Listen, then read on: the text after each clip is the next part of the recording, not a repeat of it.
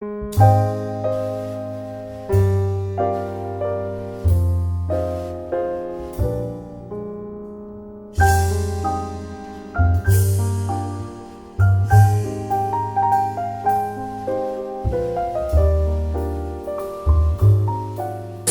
en retard.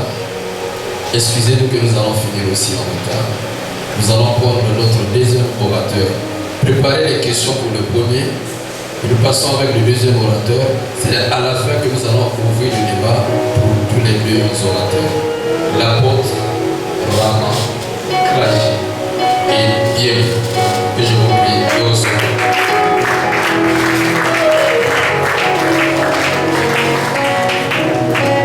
Merci beaucoup, que le Seigneur bénisse. Je vous prie très respectueusement de vous tenir debout pendant que nous allons tirer ensemble de prière.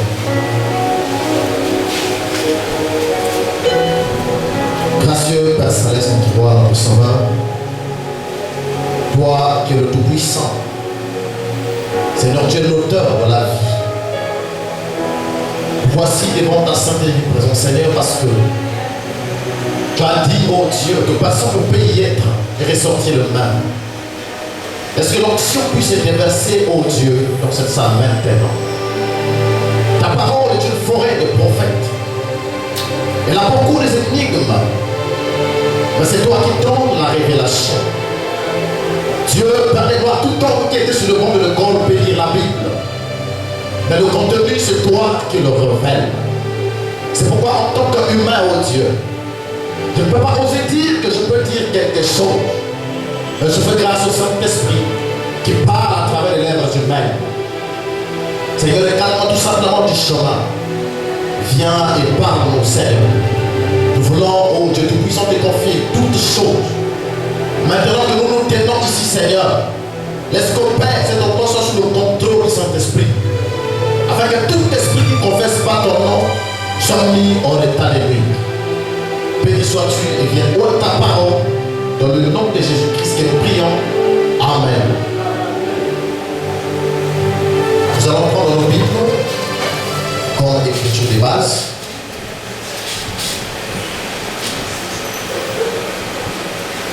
Je ne vais pas faire plus longtemps parce que le temps est déjà parti. Mais j'aimerais prendre une écriture de base. Dans Matthieu chapitre 7, à partir du verset 28.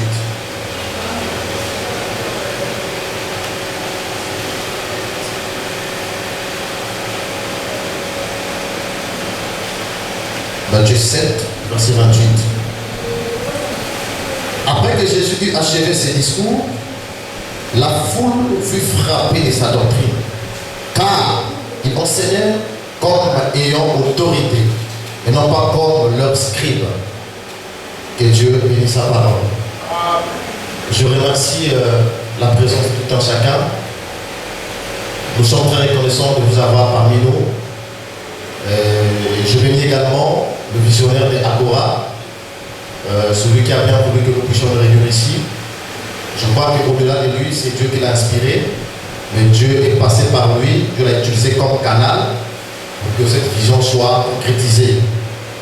Je bénis également mon prédécesseur, il est dehors. Moi, il a été merveilleux, c'est un puissant serment qui nous a beaucoup édifiés. Vous voyez, nous devons savoir jeter des fleurs aux gens quand ils sont encore vivants. Nous ne voulons pas attendre quand ils vont mourir et apporter un bouquet de fleurs, non. Quand quelqu'un fait bien et qu'il est encore vivant, il faut reconnaître cela. C'est ainsi qu'il pourra faire davantage. Moi, que le Seigneur le bénisse richement. Par la grâce de Dieu, j'aimerais ici parler de comment l'Église peut se maintenir dans la bonne doctrine. Comment l'Église peut se maintenir dans la bonne doctrine pour ne pas se noyer. Mes frères et ceux qui ont exposé avant moi ont eu à exposer, définir le concept Église. Vous voyez que l'Église a un concept très varié et il y a beaucoup de sens. Vous voyez, nous avons défini en grec que l'Église veut dire ecclésia, ce qui veut dire appelé à sortir. Quand il y a église, c'est qu'il y a un système qui est appelé de quelque part, qui est sorti pour aller quelque part. Amen. Quand Dieu a commencé avec l'église, si nous prenons dans ce sens les appeler à sortir, quand Dieu appelle un peuple, et du mot église, il va lier ce qu'on appelle par un lieu d'adoration. Vous verrez que partout où on parle d'église, comme un groupe de gens, il y a toujours un lieu d'adoration. Ce qui fait que dans un sens figuré, on peut appeler ce lieu d'adoration église. Quand nous sommes ici, ce bâtiment, nous l'appelons l'église montale de l'Éternel. Mais dans un sens propre, ce n'est pas ce bâtiment qui est l'église, mais c'est des gens qui ont eu à sortir, à quitter un système, qui sont entrés dans un système et qui se réunissent quelque part dans un lieu d'adoration. Je ne vais pas m'attarder là-dessus. Quand on parle de l'église dans la Bible, vous verrez que ce mot-là a eu un sens varié et on peut l'appliquer à beaucoup de paramètres. Si je veux prendre un premier paramètre, selon la prophétie, vous verrez que quand on parle de l'église dans Apocalypse 2 et 3, on nous parle de 7 grandes églises. Ici, c'est Jean qui reçoit la vision, alors qui va pointer les 7 villes de l'Asie mineure comme étant les 7 églises. Il dit voilà pourquoi l'ange adresse un message aux églises qui sont à Éphèse, à Smyrne, à Thyatire et autres. Nous connaissons l'histoire. Si bien qu'au fil des temps, les noms même de ces villes-là ont eu un caractère sacré et ça a influencé les 7 dispensations ou périodes que nous avons eues par la suite. Donc il y a l'église en tant que période de temps, vous verrez qu'on parle de l'église des apôtres, mais ce n'était pas une congrégation. C'est une période de temps à laquelle les apôtres ont œuvré. En réalité, quand on parle des actes des apôtres, ce sont les actes du Saint-Esprit dans les apôtres. Cette période est appelée l'église apostolique. Mais en dehors de la période qu'on appelle l'église apostolique, il y a eu bien des congrégations également que les gens pouvaient appeler église. Dans l'église, dans un sens propre, c'est un mouvement, comme nous l'avons lu ici, d'autres ont parlé de congrégation, rassemblement. Il doit y avoir un mouvement, un peuple qui quitte un système et qui vient dans un système. Et comme nous l'attribuons notamment à la parole de Dieu, c'est un peuple qui quitte le monde, le système qui était contraire à la parole et qui vient dans un autre système qui est la parole de Dieu. Donc, on a attribué l'église en tant qu'âge, période de temps. Deuxièmement, nous avons l'église en tant qu'assemblée. Comme j'ai dit ici, vous voyez que quand on parle du temple de Salomon, du temple de Zorobabel, et quand Dieu a appelé le peuple d'Israël de l'Égypte, quand ils arrivent dans le désert, ils ont un prophète qui presse la parole.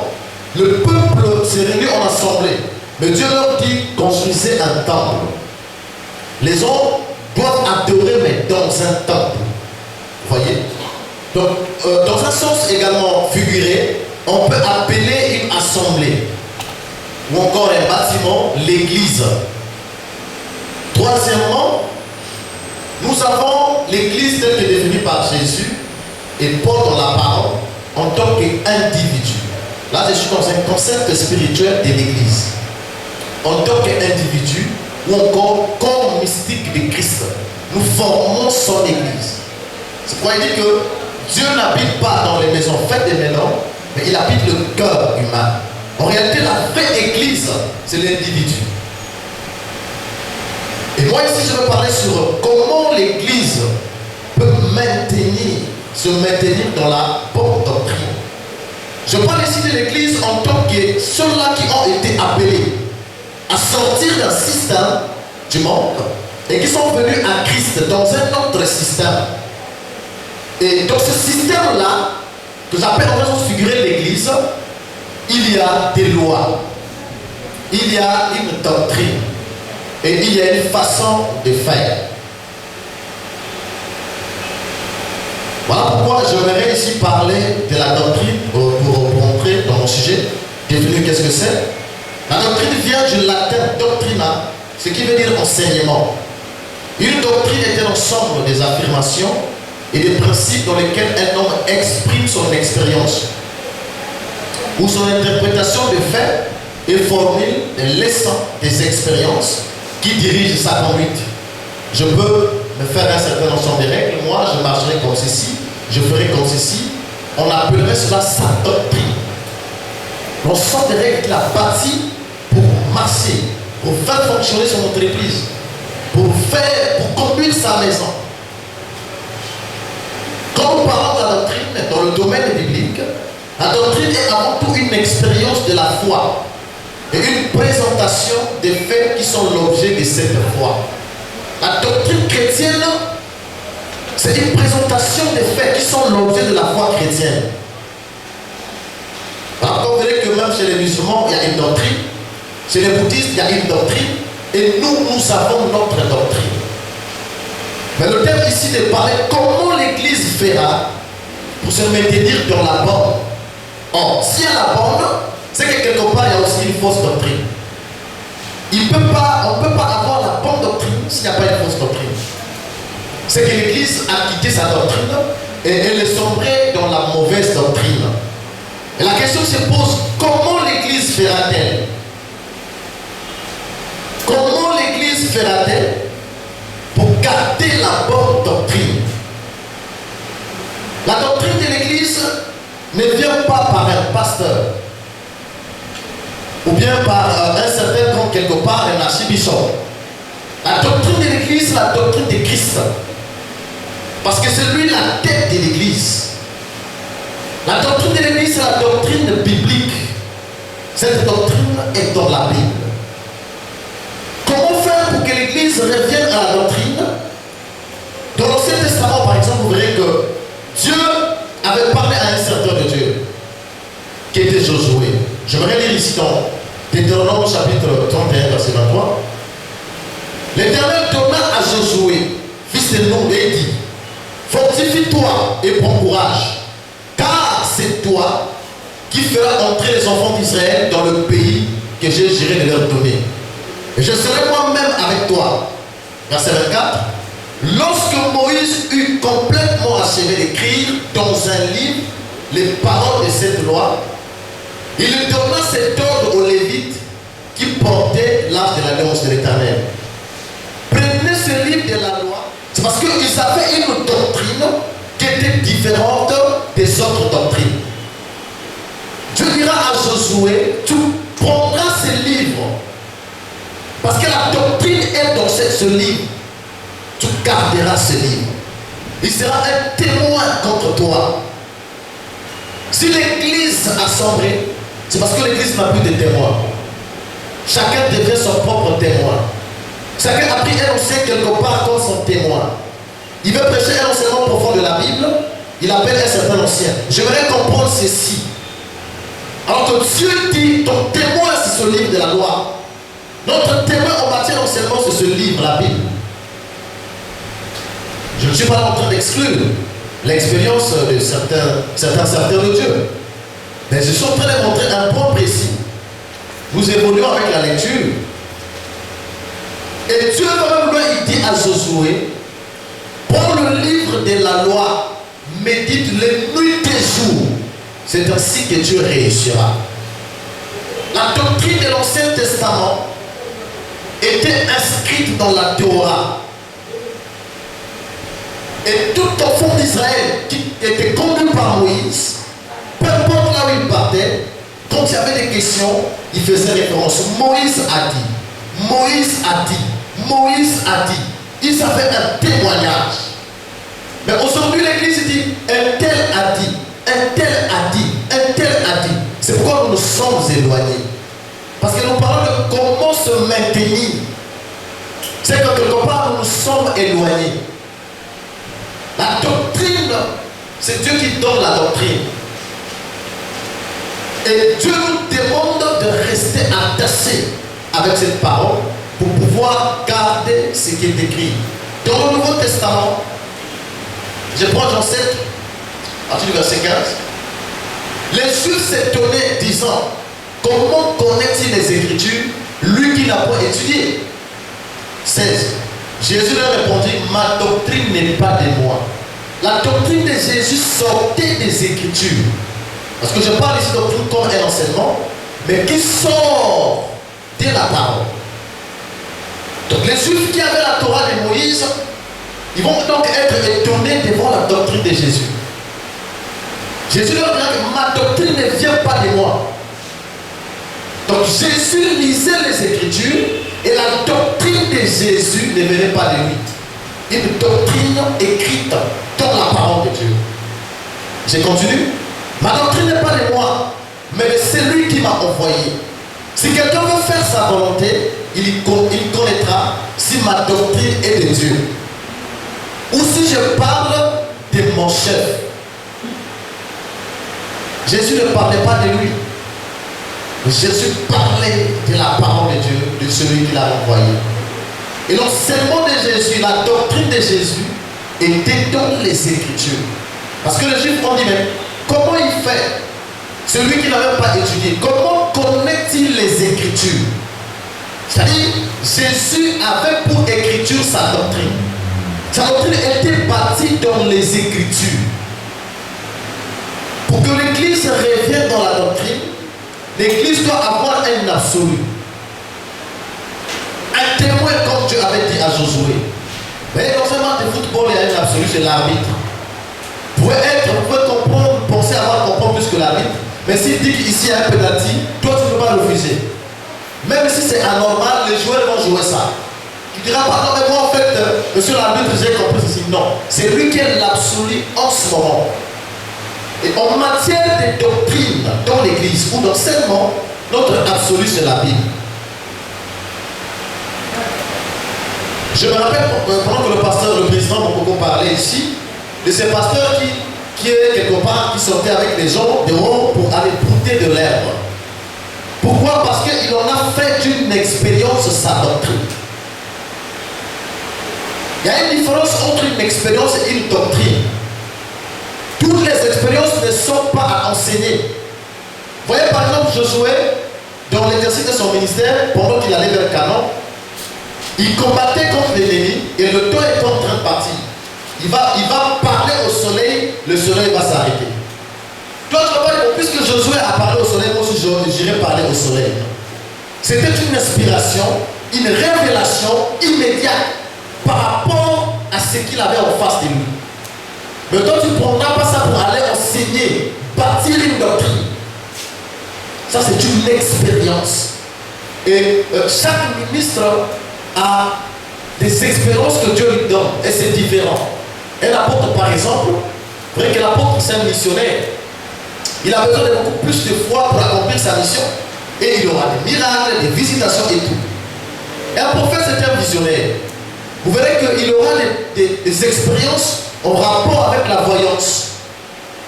Des miracles et tout. Mais toi, un pasteur de ministère, tu veux enseigner l'expérience du prophète comme une doctrine. Ça ne marche pas. Et si l'église a sombré, c'est à cause de cela. Parce que quand la manne vieillit, elle doit être jetée. La parole de Dieu, c'est une manne qui ne vieillit pas. C'est pourquoi Dieu nous alimente tous les jours. Amen.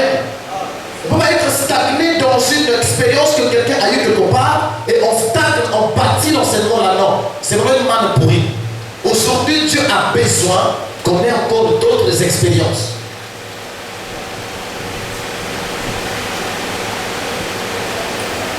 Les apôtres avaient une doctrine. Et les apôtres gardaient la doctrine de leur maître. Les apôtres étaient sur l'enseignement de Jésus.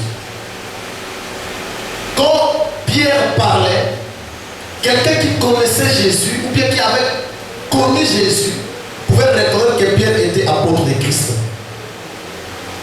Pourquoi? Parce que cette doctrine s'était imprégnée dans Pierre. Imaginez même un jour, Pierre, il vient là où on avait arrêté Jésus. Une femme regarde et dit, non, toi, tel que je te vois là, c'est comme si tu étais avec cet homme-là. Pierre n'avait même pas parlé, mais sa façon d'être, sa façon de s'habiller, sa façon de marcher, elle dit, non, toi, c'est comme si tu as Christ avec toi. Amen. Il n'a pas fait du bruit. Aujourd'hui, l'église fait du bruit pour qu'on sache que Christ est avec nous. Mais notre façon d'être, notre enseignement, notre vie révèle qui est avec nous. Pierre n'avait pas besoin de dire que j'ai été avec Jésus. Mais sa marche suffisait pour témoigner. Les apôtres, dans Actes chapitre 2, verset 42, ils persévéraient dans l'enseignement des apôtres, dans la communion fraternelle, dans la fraction du pain et dans les prières. Les apôtres avaient un enseignement. Et cet enseignement était l'enseignement de Jésus. Si aujourd'hui, nous, l'Église, nous voulons garder la bonne doctrine, nous devons répartir auprès de celui-là qui a bâti l'Église. L'instigateur de l'Église et recevoir de lui la doctrine. Remarquez que dans la vie des apôtres, vous verrez qu'il y avait un apôtre comme Pierre. Pierre, c'était quelqu'un c'était un publicain, un homme normal, quelqu'un qui n'a pas étudié et tout. Mais quand Jésus l'appelle, Pierre reçoit sa commission, il est avec Jésus. Pendant qu'on arrête Jésus, il dit non, moi je n'étais pas avec cet homme-là, je ne le connais pas. Il réunit. Mais après la mort de Jésus, puisque lui il avait été avec Jésus, il a reçu la doctrine. Après la mort de Jésus, au sortir de la Pentecôte, on vient demander à Pierre. Cet homme ici, apparemment, ils sont ivres devant et tout. C'est Pierre qui sort pour défendre l'Église. J'ai beaucoup aimé l'exposé de l'homme de Dieu. Il dit que pourquoi nous, on doit préserver notre vie aujourd'hui, alors que ceux qui nous ont précédés, certains sont morts à cause de l'Évangile. Il dit c'est bien l'homme de Dieu, parce qu'eux, ils avaient un fondement. Les apôtres ne prêchaient pas un Dieu qu'ils ne connaissaient pas. Les apôtres n'ont pas étudié Dieu dans une école de théologie, non. Chaque apôtre avait une rencontre, une expérience réelle. Ce qui faisait que, peu importe ce qu'on mettait devant lui, il affrontait la chose. Parce qu'il savait qu'il allait au nom de Dieu. La première des choses pour que l'Église se lève, c'est d'avoir l'expérience avec celui qui a instigé l'Église. Celui qui a institué l'Église. Quelqu'un peut aller prêcher. Donc il y a une loi qui s'est levée quelque part, je dois m'opposer.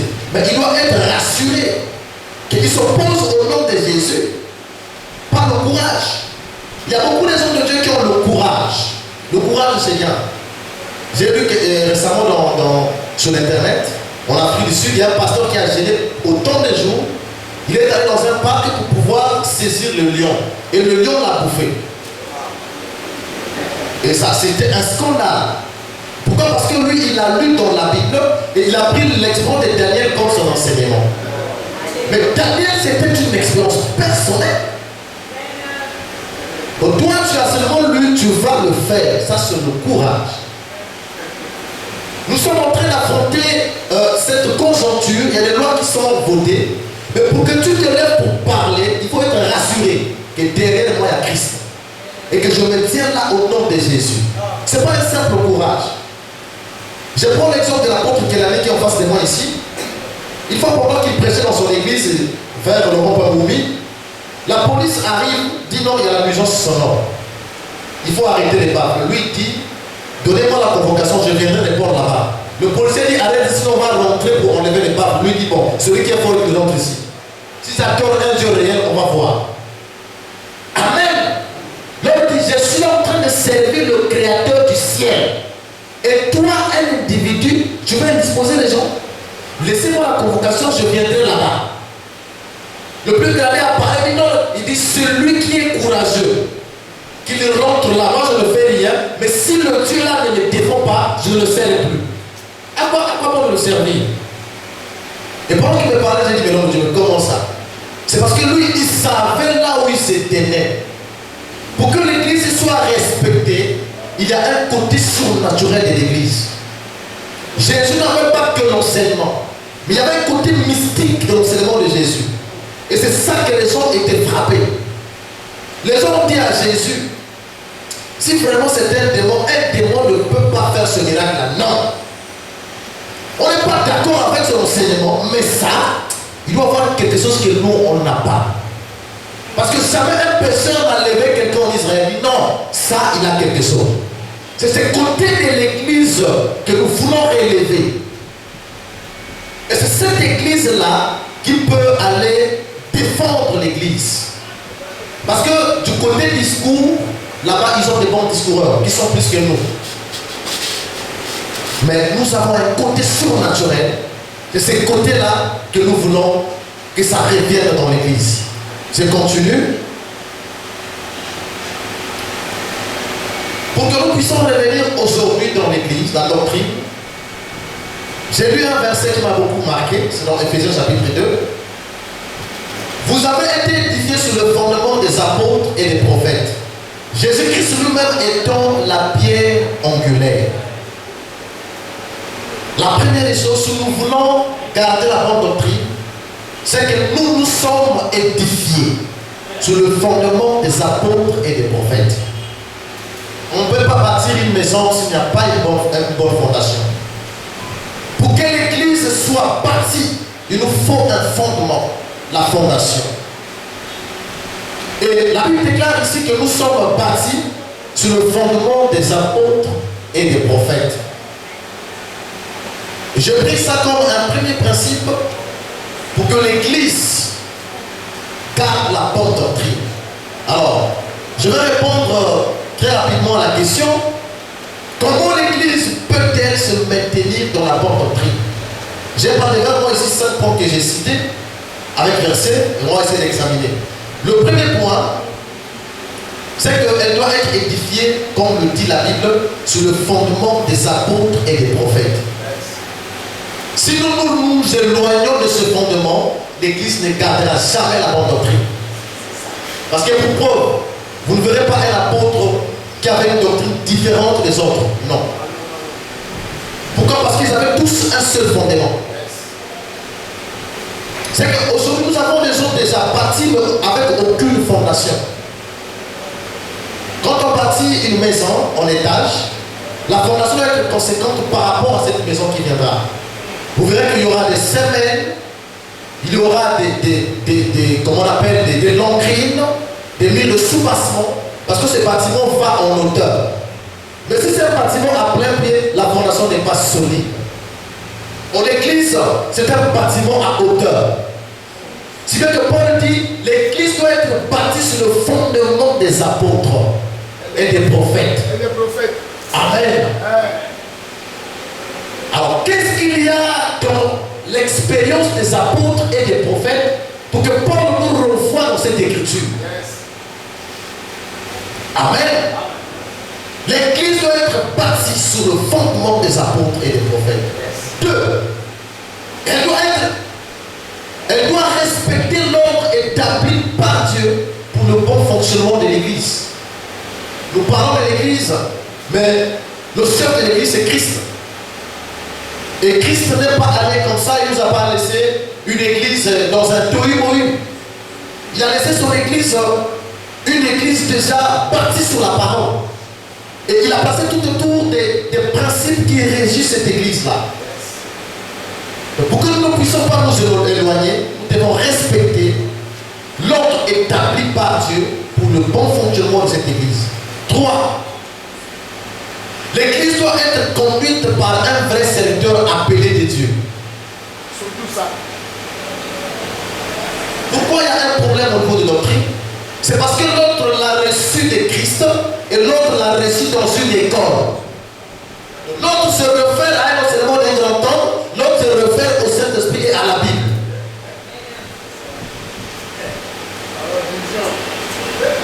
Amen. Tout homme appelé, tout homme de Dieu, il doit être pasteur quelque part. Il doit être appelé de Dieu, commissionné, envoyé. C'est celui-là le témoin de Christ. Dans Marc 16 et dans Actes chapitre 1, il dit aux disciples, allez-y attendre à Jérusalem. Quand vous serez revêtis de la puissance d'en haut, à ce moment-là, vous serez les témoins. Amen. 4e point, le pasteur doit avoir une expérience réelle du baptême du Saint-Esprit. Parce que l'on ne peut donner que ce qu'on a. Si la tête de l'église, le pasteur n'a pas le Saint-Esprit, les membres n'auront pas le Saint-Esprit. Parce qu'il ne peut pas donner ce qu'il n'a pas. On ne peut donner, comme nous avons écouté l'ancien ici, qui nous parle des paroles de bénédiction. Ne peut bénir que celui qui est béni. Vous ne pouvez pas bénir quelqu'un alors que vous êtes maudit, ça ne marche pas. Dieu n'est pas comme ça. L'onction te déplace d'aigle à aigle. Et les aigles ne se nourrissent que par la bouche. Dès que la parole sort, elle est reçue d'une manière spirituelle par la bouche. 5. Le pasteur doit garder le contenu du livre et avoir la Bible comme seul manuel d'enseignement. Nous parlons, j'ai beaucoup aimé quand l'homme de Dieu a parlé du concile de Nicée. La première chose que les catholiques ont fait pour éloigner le réveil, l'action du Saint-Esprit dans l'église, c'est quand ils se sont écartés de la Bible. L'esprit, la parole est le fil conducteur de l'esprit. Derrière chaque signe, il y a une voix. J'ai des signes, je fais ceci, mais la voix dit quoi? Parce que j'ai été dans une œuvre missionnaire à Sanaga. J'ai rencontré les hommes de Djobi avec beaucoup de miracles qu'ils font là-bas. Ils m'ont dit, mais ton Dieu fait quoi? Mon Dieu fait plus que ça. Parce que Dieu n'a pas seulement des signes, mais il a aussi une voix. Dieu donne des signes pour attirer, ensuite il dépose la voix qui est la parole. Aujourd'hui, nous voyons avec des miracles comme le pasteur a dit ici, on fait ceci, les entend, c'est un signe. Et la voix, la doctrine est comment? Parce que Dieu ne viendra pas confirmer un mensonge. Dieu ne peut confirmer que sa parole, la parole écrite. Donc si nous nous éloignons de la parole, comment l'esprit, l'onction viendra agir dans nos églises? Le 6e point, et le dernier. Vous voyez qu'il y a une chose qui se fait avec la parole. Quelqu'un peut citer un verset biblique, mais la parole ne doit pas être mal placée. Quelqu'un peut lire un verset biblique, mais il l'a mal placé. Imaginez quand Jésus-Christ est né, les mages sont venus de l'Orient, ils ont dit à Hérode, nous sommes venus voir le roi des Juifs qui est né. Le roi, Hérode dit non, il y a un roi qui est né, il y a un problème. Il a rassemblé les pasteurs de Jérusalem. Et ils ont dit effectivement qu'il devait être à Bethléem. Ils ont eu l'interprétation humaine de la parole. Alors Hérode s'est dit, bon, si ce roi-là est né, assurément qu'il doit me détrôner et qu'il lui devienne roi. Donc allez-y tuer les petits enfants. La parole mal interprétée a coûté la vie à ces enfants-là qui sont morts. Parce qu'il n'était pas venu pour être un roi physique. Son royaume physique viendra à la 3e venue au millénium. Mais la première venue, c'est le rachat. Là, il est en tant qu'agneau immolé. Il verse le sang pour sauver. La seconde venue, comme dans 2 Thessaloniciens chapitre 4, il vient pour enlever l'église. Et la 3e venue vient pour régner, Apocalypse 12, pendant 1000 ans sur la terre. Donc, les gens ont interprété l'écriture devant Hérode, ils ont dit, il faut tuer les enfants. Parce qu'il va régner à ma place. Si Hérode savait que ce n'était pas ce règne, il n'allait pas tuer les enfants. La parole mal placée. Quelqu'un peut dire un verset, il a mal placé. Quelqu'un peut donner un verset, il a mal interprété. Quelqu'un peut donner un verset, mais qu'il l'a disloqué. Amen. Ce sont les 3 points qu'un homme de Dieu ne devrait pas faire. La parole va être citée selon son contexte, selon son contenu. Amen. Et si l'église est à la dérive du point de vue doctrinal, c'est parce que nous sommes là. Et pourquoi alors la parole est mal placée? C'est parce que l'auteur de la parole n'est pas en nous. Un jour, Pierre avait mal interprété la vision de Dieu. Il était à Jopé, et pendant qu'il priait, il voit une vision. Dans une nappe, il y avait des bêtes, et tout. Dieu lui dit, pense à une mange. Je dis, oh Seigneur, moi là, je n'ai jamais péché. Depuis que je suis né, je n'ai pas mangé des choses impures et tout. Tu veux que je mange impur? Je dis non. N'appelle pas impur ce que j'appelle pur. Amen. C'est parce que Pierre avait une relation avec ses dieux et Dieu l'a corrigé immédiatement. Donc imaginez s'il ne connaissait rien. S'il n'avait pas ce Dieu-là, il devait appeler ça impur. Il y a des choses que nous appelons impures qui ne sont pas pures. Il y a des choses que nous appelons pures qui sont impures. D'où le fondement des apôtres dont nous en avons besoin. Et Dieu a corrigé Pierre immédiatement. Il dit non, c'est pas impur, prends et mange. Il y a certains points de l'enseignement de la parole de Dieu. Tu peux lire, lire. Tu sens que tu es un peu bouleversé. Mais tu te laisses être conduit par l'esprit. Et l'esprit t'ouvre ça. Il dit que c'est comme ça, c'est comme ça, c'est comme ça, c'est comme ça. Amen. Le problème c'est que cette relation entre le serviteur de Dieu et Dieu a disparu. Et voilà pourquoi l'église est malmenée. Voilà pourquoi on interprète la parole humainement parlant. Charnellement comme dit l'homme de Dieu. Effectivement.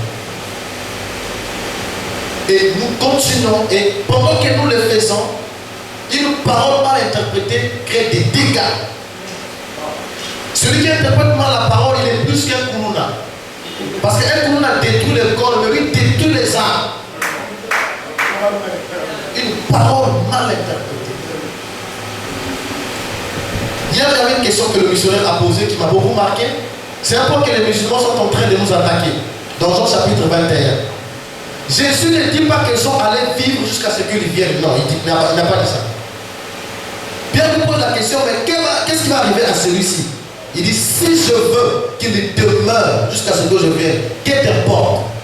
Si une condition. Il n'a pas dit que je veux qu'il demeure. Il a déclaré que là, un bruit couru, que Jean n'allait pas mourir jusqu'à ce que Christ vienne. Et les musulmans prennent ça pour nous attaquer. Non, mais il a dit qu'il n'a pas dit ça. Il a dit si. Vous voyez une parole mal interprétée, c'est que ça fait. Et Jésus, lui, savait qu'il avait 3 grandes venues. Il n'a pas dit jusqu'à ce que je vienne dans ma seconde venue. Non. Jusqu'à ce que je vienne. Or, avant la seconde venue, Christ est apparu beaucoup de fois. Et dans le terme hébreu, il dit, si je veux qu'il demeure jusqu'à mon apparition. Et dans l'Apocalypse au chapitre 1, effectivement, Jean a vu cette apparition-là. Jean dit, j'étais ravi au jour du Seigneur. Et c'est écouté une voix qui me parlait comme le son d'une tempête. Et je me suis retourné pas pour regarder, mais pour connaître quelle était la voix. Parce que la voix identifie celui qui parle. Un maçon n'est pas un coffreur. Un maçon, lui, il apprend comment monter, entasser les briques, mettre les gens avec la cuillère et tout. Il travaille là. Mais un coffreur viendra pour coffrer la dalle avant qu'on court. Il est là en train de coffrer avec les planches. Mais c'est dans le même bâtiment. Mais lorsque le coffreur dit, bon, moi je deviens maçon aujourd'hui, je vais construire. Il fera des murs tordus. Dans le corps de Christ, il y a des apôtres, des pasteurs, des évangélistes et des docteurs. La doctrine est enseignée par les enseignants des docteurs. Mais l'évangéliste fait enseigner. Il construit un mur tordu. Il y a la spécialité de chacun dans ce corps-là. Un prophète, c'est un voyant. Il aura toujours des visions. Un prophète sans vision, ça n'existe pas. Dans l'Ancien Testament, on les appelait voyants. Et quand il est là, il ne prie pas, Dieu révèle, il voit. C'est la spécialité du prophète. Mais le pasteur a tellement aimé ça dans une église, il veut devenir voyant. Il va fabriquer des visions. Serge, là-bas, tu étais mal avec le frère interne, mais c'est faux. Je suis. Parce que vous avez donné l'opinion de l'opinion publique qui dit que je suis un prophète. Parce que le fils de l'homme signifie prophète. Mais avec les disciples, ils changent la matière, ils parlent de je suis. Or, le je suis, c'est Dieu. Donc, selon la divinité, vous pensez que je suis qui? Alors, Simon-Pierre répondit, tu es le Christ du Dieu vivant. Jésus dit. Jésus reprenant la parole lui dit, tu es heureux Simon, fils de Jonas, car ce ne sont pas la chair et le sang qui te l'ont révélé, mais c'est mon Père qui est dans les cieux. Et moi je te dis que tu es pierre et que sur cette pierre je bâtirai mon église. Et que les portes du séjour des morts ne provoqueront point contre elle. Pierre n'a pas reçu cet enseignement d'une école. Parce que le sang c'est un élément de la vie. La vie est dans le sang. La chair, c'est ça qui permet que l'homme soit là et qu'il se mette et tout. Il dit, c'est pas un homme qui t'a enseigné ça. Une révélation spirituelle. Et l'église n'est pas ici bâtie sur Pierre en tant qu'homme. Non. Sur la révélation de qui était Jésus, divinement parlant. Parce que d'autres avaient des conceptions qu'il est prophète, des comme ceci et tout. Mais Pierre rentre dans une profondeur. Une dimension que personne ne pouvait aller à part lui seul. Parce que la révélation n'est pas générale. La révélation est personnelle. Quand Dieu vous révèle à vous, il veut que vous puissiez accomplir, et c'est vous le défenseur de cette révélation. Parce que vous l'avez reçue personnellement. Il n'y a pas de révélation collective. Alors Pierre a compris ça. Jésus s'est réjoui. Et Jésus béni. Il dit, c'est sur ça que je bâtirai l'église. Et l'église des apôtres est bâtie sous la révélation. Parce que Paul dit que nous sommes édifiés sur le fondement des apôtres. Là, on voit l'un des fondements des apôtres. L'église des apôtres est bâtie sur la révélation de qui était Christ. Quand nous commençons une église, la première personne à élever dans cette église, c'est Jésus-Christ. Comment vous commencez une église? On commence avec les anciens, le pasteur est tel, on les élève, mais la place de Christ est où? Ça devait commencer par lui. Il n'a pas dit que sur un certain ancien je bâtirai l'église, non. Sur cette pierre je bâtirai l'église. Je vais commencer une église quelque part, oui. Elle est bâtie sur quoi? Est-ce que parce qu'on m'a dit que mon frère tu peux faire là-bas et tu vas gagner avec des motifs égoïstes? Non. Sur cette pierre-là, une révélation. Et une telle église, Jésus dit, les portes de l'enfer ne pourront pas prévaloir. Pourquoi? Parce que l'église est bâtie sur Christ. Et quand le diable vient, il sait que votre église est bâtie sur Christ, il va d'abord détruire le fondement. Il ne va pas attaquer ce que nous faisons, il va d'abord détruire le fondement. C'est pourquoi au concile de Nicée, ils ont levé la divinité, ils ont introduit la Trinité, beaucoup de choses, en remplacement des cultes païens qu'ils avaient. Parce que ça, si l'adoration n'est plus en l'honneur de Dieu, l'église est détruite. Et c'est comme ça que le réveil les a quittés. Et nous, l'église de réveil, nous sommes venus avec ce feu, le fondement. Mais aujourd'hui, je me demande, est-ce qu'on n'est pas répartis comme eux? Où est ce fondement-là? Apparemment, nous sommes répartis. C'est quand on parle de l'église, le cœur où celui qui a institué l'église n'est plus là. Christ, il est cité en peu de mots. Il n'est plus adoré comme il se doit. On passe beaucoup de temps, comme on a dit le passé, dans les offrandes. La parole n'a que 5 mots. Alors que la Bible déclare, écoutez et votre âme vivra. Il n'a pas dit donner, non, écoutez et votre âme vivra. Pas donner que votre... Non. Si bien que donner aussi c'est bon. Mais la chose primordiale, c'est la parole. Mais cette place a été ôtée dans l'église. Je continue avec le fondement des apôtres. J'ai pris cette écriture comme une écriture de base, c'est parce que Paul nous renvoie là. Vous avez été édifiés sur le fondement des apôtres et des prophètes. Prenons un peu les caractéristiques de l'église apostolique. L'église apostolique avait beaucoup de caractéristiques. Ils avaient le contact avec le surnaturel. Les apôtres étaient surnaturels. Ce n'étaient pas les simples hommes aujourd'hui. Un apôtre comme Philippe pouvait être quelque part. Il y a un monsieur qui lisait la parole de lui que tu peux, il ne comprenait pas. Philippe était à 200 km de lui. Mais Dieu voulait que Philippe lui enseigne la parole. Mais à l'époque, il n'y avait pas des avions, il n'y avait pas de voitures. D'une manière surnaturelle, Dieu a saisi Philippe. Et Philippe s'est déporté surnaturellement, il s'est retrouvé là, sans le secours d'aucune main. Il a baptisé cet homme. Un homme comme ça aura peur de la mort. Je vais vous dire, bon, j'ai quitté ici jusqu'à Port-Noir sans un moyen de transport. Comment cet homme-là aura peur de la mort? Parce qu'il vit les réalités de la vie chrétienne. Imaginez un homme comme Étienne, on le lapide, il est là, avec les mains levées. Il dit, je vois le ciel s'ouvrir, je vois le Fils de Dieu assis à la côté. Quoi? Ils l'ont lapidé. Ils avaient un contact avec le surnaturel. C'était ça le premier caractéristique de l'église apostolique. Les apôtres étaient des hommes. Un jour, Pierre en prison. Ils se sont réunis. Le maître n'était plus là, mais il était là dans une dimension. C'est pour qu'à n'importe quel moment, un apôtre pouvait rentrer en contact avec la dimension là. Il dit, j'ai vu le maître. Et les autres croyaient. Pierre en prison. Ils ont dit, prions. Ils ont prié. Et là où Pierre est en voit comme ça, pas un ange apparaît. Ça c'est physiquement ou quoi? Il dit suis-moi. Quand Pierre marche derrière lui, la porte qui était fermée s'ouvre. Lui il traverse, mais la porte est toujours fermée. Ça c'est quel mystère là? Deuxième porte, il passe, la porte fermée. Comment ça? Bon, un homme qui est sorti de la prison mystiquement, comment aura-t-il peur de la mort? Comment cet homme-là peut changer sa doctrine? Parce qu'il est en contact à chaque fois avec le donateur de cette doctrine-là. Il est en contact avec lui. Et il voit les effets bénéfiques de sa doctrine. Comment pourra-t-il le quitter? Et les apôtres étaient dans cette constellation-là, ils marchaient. Deux allaient sur le chemin de Emmaüs, ils marchaient là, le maître lui-même apparaît. Il leur parle, il leur parle. Ils ne comprenaient pas. Ils arrivent là, au temps du soir, et quand le maître brise la parole, quand la parole s'ouvre, nos yeux s'ouvrent toujours.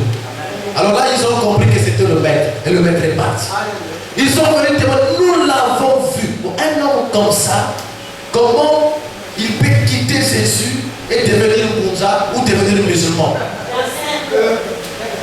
C'est parce qu'au départ, il n'y a pas eu un fondement. Il est venu à l'église en suivant une femme.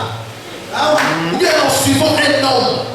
Si tu pries chez nous, je vais te marier. C'est un évangile courant aujourd'hui. Hein? Chez nous, on se marie qui est entre nous. Et la sœur vient à l'église. Et elle n'a jamais été convaincue par Christ. Elle a suivi cet homme. Le fondement est mauvais. Un pasteur qui va prêcher une église parce qu'il sait qu'il n'a pas une bonne profession, moi, ça sera un boulot le plus facile avec lequel j'aurai de l'argent. Le fondement est déjà faux.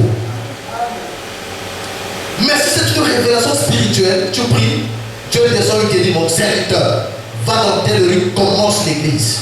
Mes enfants viendront là. Peu importe ce que la loi te dira, toi tu te tiens sur un fondement solide. Tu diras, Seigneur, c'est toi qui m'as envoyé ici. Et maintenant, l'État me menace. Puisque lui, il est plus que l'État, il prendra soin. Et c'est des hommes comme ça qui relèvent des défis. Or, l'Église aujourd'hui est partie dans la théologie. Avec la théologie, vous ne ferez rien. Je ne dis pas que c'est mauvais. Paul avait ces connaissances-là.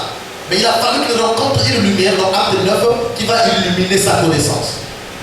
À ce moment-là, Paul a changé. Il dit maintenant ce n'est plus moi qui vis, mais c'est Christ qui vit en moi. Ça, la théologie ne peut pas mettre ça en vous, non. Une expérience surnaturelle. Est-ce que l'église d'aujourd'hui est encore là? C'est ça les apôtres, selon Acte 9, 3, 5. 2. Les apôtres avaient la révélation de la parole.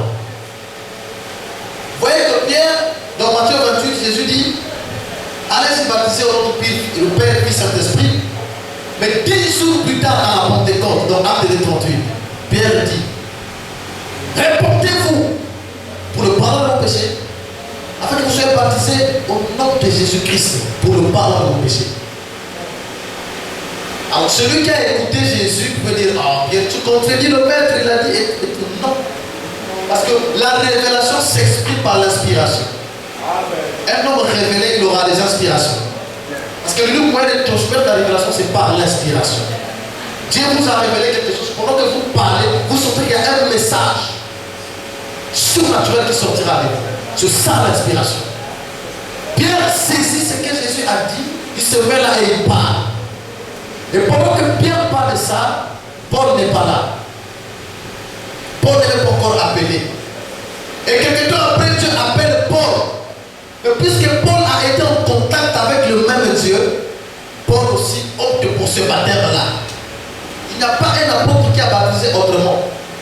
Vous ne verrez pas, ils ont eu un conseil au niveau du baptême. Non. Chacun de son côté. Jésus a dit ceci avant de mourir. Mais Pierre a saisi la révélation et tous ils sont baptisés comme ça. Il n'y a pas un apôtre qui a baptisé autrement. Pourquoi? Parce qu'ils avaient la seule source de l'inspiration. Chacun puisait l'inspiration en contact avec le Père. Et quand ils sortaient, il n'y avait pas une divergence de langage. Il n'y avait pas une divergence d'opinion. Or aujourd'hui, si on a un problème doctrinal, parce que celui-ci est alimenté par une autre source, celui-ci par une autre source, et quand on vient, c'est la cacophonie. Nous devons répartir au commencement. Les apôtres avaient la révélation. Paul rencontre Christ dans Acte 9, qui avait dit à Paul que la lumière là s'appelait Jésus. Dans le Nouveau Testament, Dieu ne s'était pas révélé comme étant lumière. C'est dans l'Ancien Testament qu'il s'est révélé comme ça la colonne de feu, la nuée à Moïse. Mais dans le Nouveau Testament, il était tabernaclé dans le Fils, Jésus. Le Père est en moi, je suis dans le Père, car celui qui m'a vu a vu le Père. Mais Paul dans Acte 9, il marche, la lumière lui parle, il tombe, il dit, qui es-tu Seigneur? Et le Seigneur là, c'est avec le grand S. Je suis Jésus que toi tu persécutes. Paul a eu son fondement là. Mais aujourd'hui, c'est quelque chose qui nous manque à nous, conducteurs des églises, pasteurs des églises. Nous devons revenir dans ces choses-là. 3. L'église apostolique avait la parole pure. À tel point que Paul a même menacé des anges. Si un ange vient dire le contraire de ce que j'ai enseigné, de ce qui a été déjà dit, qu'il soit anathème. Donc, 1 Corinthiens 14, il dit que si quelqu'un doit être prophète ou inspiré, qu'il reconnaisse que ce que j'ai dit, c'est un commandement du Seigneur. Ils avaient une telle assurance auprès du Père qu'ils croyaient que leur doctrine venait de Dieu. Et Paul s'est dit que si quelqu'un était inspiré, il devait reconnaître que ça, c'est un commandement du Seigneur. Mais aujourd'hui, combien sont ceux-là qui mettent la Bible à côté? Alors que si nous sommes inspirés, on doit reconnaître que ça, c'est un commandement du Seigneur. Notre inspiration nous conduit où? J'aimerais ici revenir sur la révélation. Il y a un frère qui me disait que donc vous voulez nous dire qu'il n'y aura pas de révélation, que tout peut être écrit. J'ai dit non. Dieu peut révéler quelque chose qui n'est pas écrit dans la Bible. Mais ça ne contredira pas la Bible. Parce que Dieu ne peut pas se contredire. Dieu peut te donner une révélation, mais si ça contredit la Bible, je ne la prends pas. Dans l'Ancien Testament, Aaron, quand il partait adorer dans le lieu très saint, il avait sur sa poitrine le pectoral sur lequel il y avait le l'Urim et le Thummim. Le Urim et le Thummim était bâti de 12 pierres, conçu de 12 pierres, selon les 12 tribus d'Israël. Quand quelqu'un avait un songe, une révélation, on venait raconter devant le Urim et le Thummim. Si les pierres ne brillent pas, c'est que c'est faux. Or, la Bible ici, c'est le Urim et le Thummim. Révélation, je pose, je mets ici. Ça garde par mon frère ça. Le Urim et le Thummim ne brille pas. Ça, je ne prends pas ça. Je respecte l'homme qui a prophétisé, mais je ne prends pas ça. Tu m'as dit de faire ceci, c'est bien. Je respecte l'homme qui a prophétisé, mais ça ne brille pas, je ne prends pas. C'est ainsi que nous serons bâtis, comme les chrétiens de Béret. Les chrétiens de Béret disaient, et ils vérifiaient tout par écrit. Tu viens, tu donnes des révélations et tout, et ils vont dire, c'est écrit où? L'église apostolique avait la puissance surnaturelle. Et ça, l'église, vraiment, c'est une triste réalité. En 2018, j'étais à Siliti. J'arrive dans une église, je prêche, le pasteur est dans des totems. Donc ses enfants, ses filles avaient ces totems-là. Pendant que je prêchais à l'église, l'esprit s'est manifesté. Ces enfants-là, les démons commençaient à réagir en eux. À la fin, j'ai parlé avec le pasteur, il dit, mais qu'est-ce qui se passe? Oh non, mais vraiment, dans la famille, on a des totems, hein? Donc mes enfants ne sont pas encore délivrés. Alors j'ai prié pour ces enfants-là. Après, quand je suis rentré là où j'ai été logé, je vais rencontrer un magicien, un grand magicien qui est là-bas sorti. Même le pasteur de Papi le connaît. Je vais parler de lui. Quand j'arrive, tout le monde dans la zone, on l'appelait maître. Maître, maître. Mais moi, je ne connaissais pas son nom. Il a appelé moi de ce maître-là. Un jour, il venait, je dis, mais grand frère, on vous appelle comment? Tout le monde vous appelle, mais vous, on vous appelle comment? Il m'a donné son nom. Vraiment, je suis comme ceci. Toi, tu es maître par rapport à quoi? Oh, moi, j'ai fait la franc-maçonnerie, la roche-croix, j'ai tout fait. Effectivement, c'est un homme qui a fait ces domaines-là. Ah, donc c'est comme ça que tu es maître, oui. Après, il me dit, je lui dis, oh, mais il y a un vrai maître au-dessus de toi, c'est Jésus. Il dit, oui, je sais. Je sais. Même lui, il dit, j'ai le contrôle de beaucoup de lumières. Mais il y a une lumière qui me manque, c'est la lumière du Saint-Esprit. Je n'arrive pas à entrer en contact avec. Je vois ça, mais je ne peux pas vraiment saisir ça. Ça m'a donné la foi. J'ai dit, oh, merci Seigneur. Il dit, c'est que toi tu n'arrives pas à voir là, moi j'en ai. Quoi? Toi tu as dit oui, j'en ai. Ah, moi je dois te tenter. Mais tu es libre. Je suis devant la chair, je vous dis la vérité, si j'allais m'endormir, la nuit Dieu me fait grâce, il m'ouvre les yeux, je vois le monsieur là dans ma chambre. Dans une vision, il est devant la porte. Je vois là, il fuit. Quand je vois, il fuit. Je me suis réveillé. Ah, ça c'est quoi ça? Le lendemain, je l'ai vu, je suis allé le voir. Il dit, oh, mais toi, quand tu es venu, je t'ai vu. Il est resté comme ça. Moi, je t'ai vu. Effectivement, la nuit que tu étais venu, je t'ai vu. Après, il dit, toi, tu as quelque chose qui est différent. Je dis, c'est quoi? Car j'ai vu cette lumière-là. Et après, il me dit, il y a des amis pasteurs qui viennent chez moi. C'est moi qui leur donne la puissance là. Mais toi, cette chose-là est différente. Il commençait à me citer un tel. À citer, non, ça, je péché pour rien. Ne me cite plus ça. Devant quelqu'un. Pierre arrive quelque part, une femme avec beaucoup de démons. Le regarde, toi tu aimes un serviteur de Dieu. Il dit, démon, sort. Le démon là, il sort. Parce que Paul avait ce que la femme n'avait pas. Celui qui est en vous est plus grand. Voilà l'église apostolique. Un homme de Dieu n'est pas un homme ordinaire, non. Il a un côté humain, mais il a un côté surnaturel. Il vit entre deux mondes. Entre le monde physique et le monde surnaturel. Il peut avoir un problème, il est là, il concentre Dieu, dit c'est ça, et il vous parle. Ça ne vient pas de ce monde ici. Il est entre les deux mondes. C'est un intercesseur. C'est pourquoi il est sacrificateur. Il prend le problème des autres et il rentre avec dans le lieu, il parle avec le Christ. C'est ce que l'église apostolique avait. L'église apostolique avait la vie de la parole. Cinquième point. Vous n'apprendrez jamais qu'un apôtre avait suivi la femme d'un disciple. C'est faux. Vous n'apprendrez jamais qu'un apôtre est tombé avec une femme. C'est faux, ça n'existe pas. Alors pourquoi aujourd'hui c'est courant? Paul dit, vous êtes édifiés sous ce fondement-là. Les apôtres avaient la vie de la parole. Les apôtres vivaient la vie de Dieu, la vie de Jésus. Vous n'entendrez jamais qu'un apôtre a volé de l'argent quelque part, c'est faux.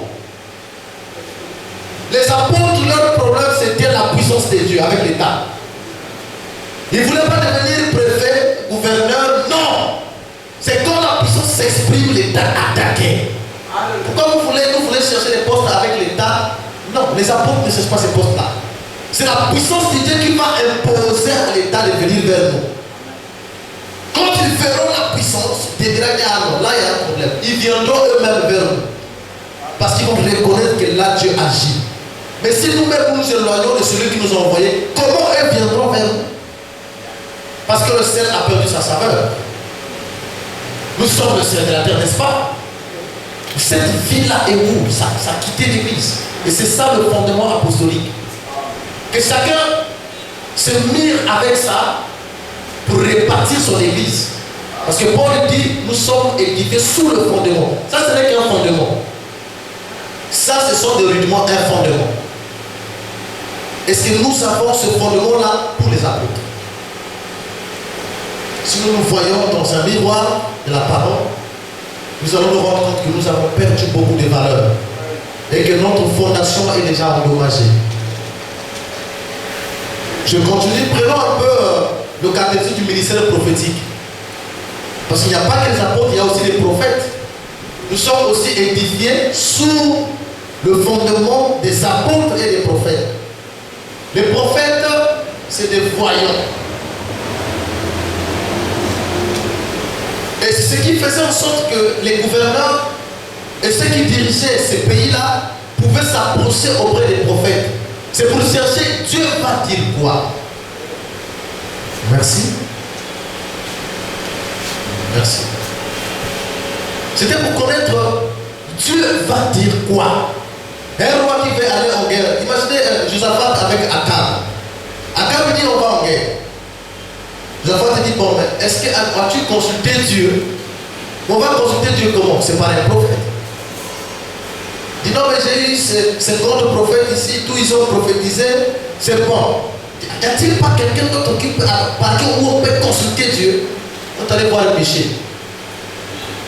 Michel dit bon, laissez-moi d'abord dormir, demain je donnerai ma réponse. C'était un canal par lequel Dieu passait pour s'exprimer. Aujourd'hui, l'Église a perdu ce côté-là. Il y avait ce principe de voyance dans l'Église prophétique. Corona a frappé la terre, quelqu'un dit bon, j'ai été avec un pasteur à Pont-Noir, il m'a dit, le Rama, il y a une maladie qui va frapper le monde entier. En 2018, il dit comment ça? C'est un prophète de ministère, il dit il y a une maladie qui va frapper, ça sera compliqué. Mais Dieu m'a donné une tisane. Il dit comment ça? Il dit j'ai une tisane. Effectivement, quand j'étais là pendant le confinement, j'ai sorti un peu les symptômes. Il dit non, mais la tisane c'est quoi? Il m'a donné la tisane en question. J'ai bu.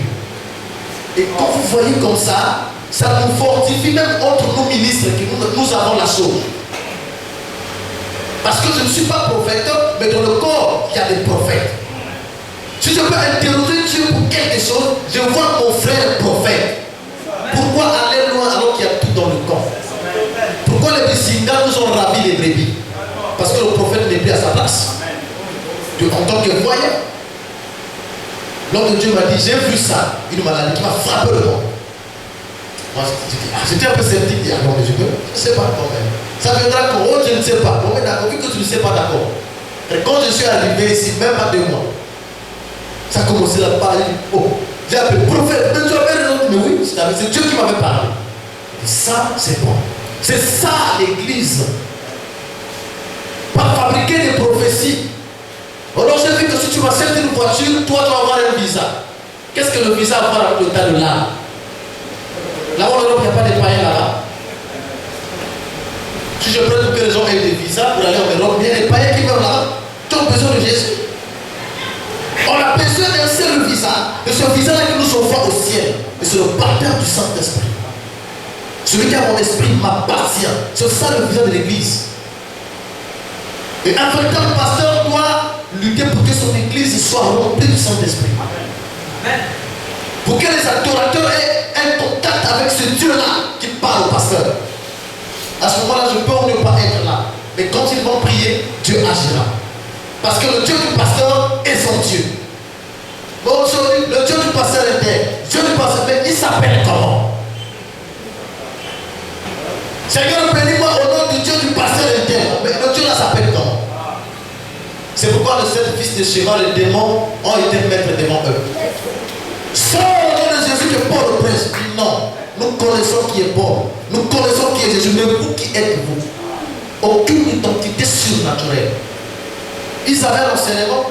Ils savaient que Paul prêche le vrai Jésus. Mais devant le diable, il n'a pas besoin de l'enseignement. Il a besoin de quelque chose qui va au-delà. Et quand il reconnaît ça, il dit, ah c'est bon. Cet enseignement-là est confirmé par un maître. L'Église a perdu ses côtés. La parole de Dieu, Amos 3:7. Dieu ne fait rien sans avoir révélé ses secrets à ses serviteurs, les prophètes. Comment connaître le secret de Dieu? C'est par les prophètes. Voilà un peu les fondements sur lesquels l'Église doit être bâtie. L'Église apostolique était bâtie sur le ainsi dit le Seigneur. Pas le ainsi dit mon grand-père, non.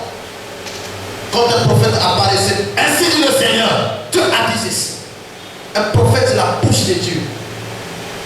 Dans le corps église, nous avons la bouche de Dieu dans le ministère. Quand Jésus est allé au ciel, il n'a pas laissé son église vide.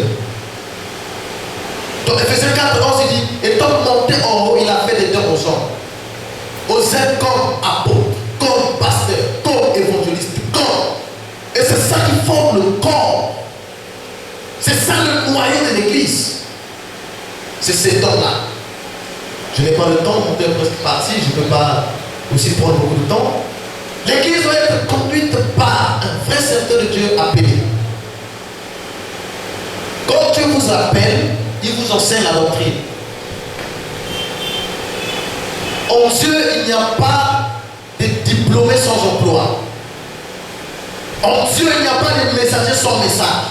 Vous imaginez un Dieu qui appelle Paul et qui ne lui dit rien? Dieu m'a appelé, mais il ne m'a rien dit. Paul dit, je sais pourquoi j'ai été féministe. Pourquoi la doctrine aujourd'hui est tergiversée? C'est parce que certaines ne sont pas appelées, disons ça clairement mes frères. Excusez-moi, mais on doit dire